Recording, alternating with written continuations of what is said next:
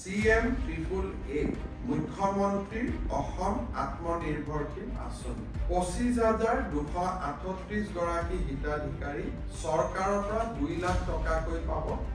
1 লাখ ঘূৰাই দিব নালাগে এটা ইকুৱেল ইনষ্টলমেন্টত তেওঁলোকে ঘূৰাই দিব লাগিব 1 লাখ ৰাজ সাহায্য 1 লাখ ঋণ সুদবিহীন 3 নৱেম্বৰত 3 দিন প্ৰশিক্ষণ দিয়া হ'ব আমি গধূলি আৰু ৭৫,০০০ৰ কাৰণে আবেদন 1 লাখ ল'ৰা ছোৱালী সুবিধা দিব বিচাৰো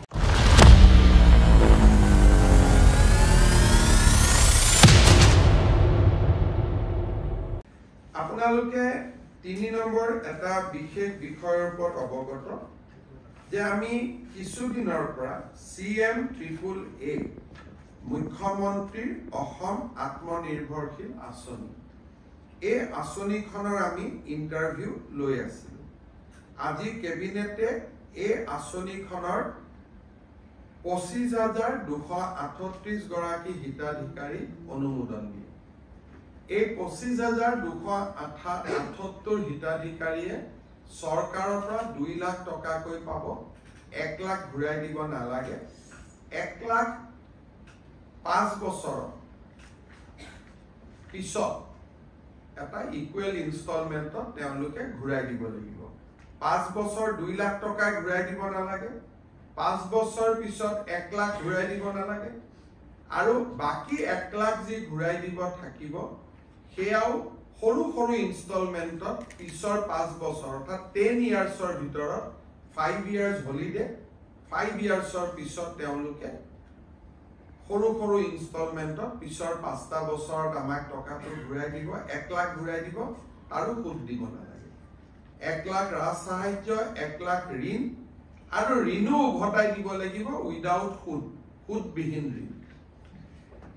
এই আঁচনিখনত আমি আজি কেবিনেটে 25,238 বেনিফিচিয়াৰীক আমি অনুমোদন দিছো 3 নৱেম্বৰত এই আঁচনিখনৰ ধন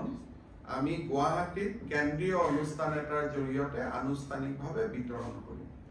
3 নৱেম্বৰলৈকে অহা সপ্তাহৰ পিছৰ পৰা এই হিতাধিকাৰীসকলক প্ৰত্যেকটো জিলা হেডকোৱাৰ্টাৰত 3 দিনকৈ এটা প্ৰাৰম্ভিক প্ৰশিক্ষণ দিয়া হ'ব অৰ্থাৎ অক্টোবৰ মাহত প্ৰশিক্ষণ চলিব আৰু 3 নৱেম্বৰত এই হিতাধিকাৰীসকলে চৰকাৰৰ পৰা এই পুঁজি লাভ কৰিব ইয়াৰ ফলত আমাৰ আৰু এটা কমিটমেন্ট আমি পুৰা কৰিলো আৰু 3 নৱেম্বৰত 25,000ক ধন মুকলি কৰি দিয়েই